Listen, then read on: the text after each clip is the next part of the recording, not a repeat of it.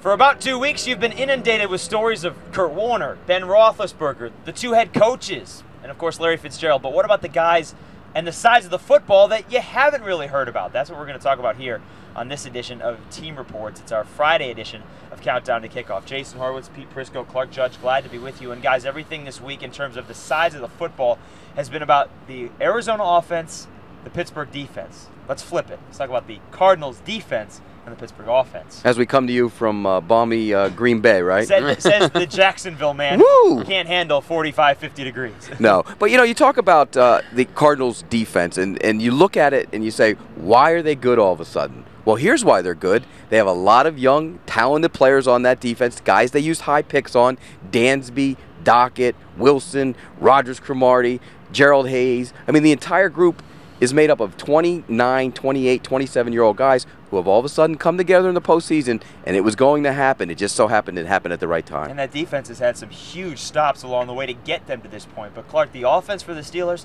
as much as everyone talks about the defense being the best in the NFL, and it has been statistically, right, the offense has certainly held up its own end of the bargain. Yeah, it really has. And I think one of the reasons people have neglected it is because of the Steelers' defense. The Steelers' defense is the best in the country. It's the best in pro football. It's the best in the world. I mean, these guys are doing everything possible. So you tend to neglect what's on the other side. And what's on the other side is a pretty good running back and a very good quarterback and some pretty good wide receivers.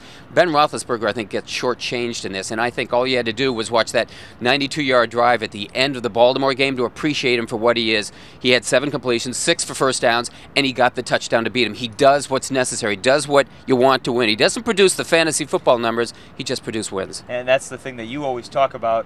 You want to see a quarterback that right. wins. And we've talked about Ben Roethlisberger, and of course, because he is the quarterback of a Super Bowl team. Do you think we haven't heard as much about Willie Parker as maybe we should heading into Sunday? No, I really don't, because I think that Steelers would love to see Willie Parker be a factor here. He was 3 weeks ago against San Diego, 146 yards. He wasn't against Baltimore. That was no surprise. But you look against this team, last year he was no factor. They took him out of the game. They wanted Roethlisberger to try to beat them, and he didn't. Parker had only 37 yards. I think there's going to be something like that here. Now, if he is effective, if they can control the ball, Arizona's done. And Pete, you've been all over Arizona this entire postseason, and part of the reason they're here is because they have stopped the run so well, mostly throughout the year, but especially here in the postseason. Is that what they focus on? Well, Atlanta came in, one of the top-ranked rushing teams in the league, stopped them. Carolina, one of the better rushing teams in the league, stopped them.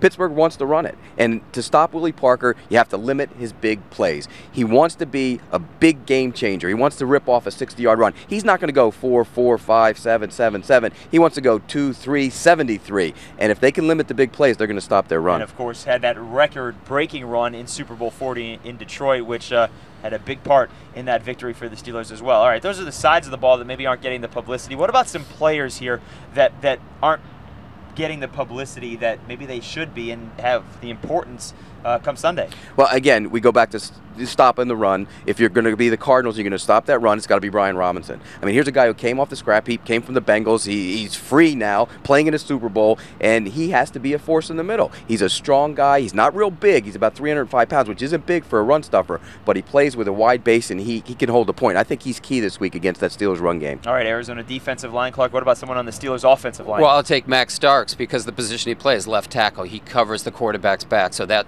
is so important to limiting the sacks. And if you remember last year, Ben Roethlisberger against Arizona, sacked 4 times. Can't happen this time. Can't happen. They can't turn the football over either, because that has been crucial to Arizona getting to this point with 12 turnovers. When you look at this game, who do you think has the advantage in causing turnovers in this game?